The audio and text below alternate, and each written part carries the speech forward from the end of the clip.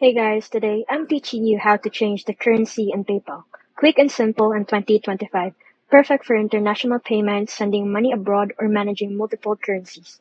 Open PayPal.com and sign in using your email and password.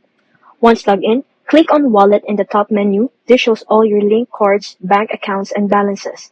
Then tap PayPal Balance. Find your currency balance. Here you might see USD if you have one. Some users will also have other currencies such as Philippine Peso. To add a new currency, click Add Currency. Pick the one you want, like Euro, GBP, or CAD, and click Add Currency. To convert funds, select the currency, click Convert Currency, enter the amount, and choose the target currency. PayPal will show the current exchange rate and any fee. Review it carefully, then tap Convert to complete the swap. Your wallet will update with the newly added or converted currency balance, ready to use for sending or receiving funds. And that's it. You've now added or converted currency in your PayPal, all from your browser.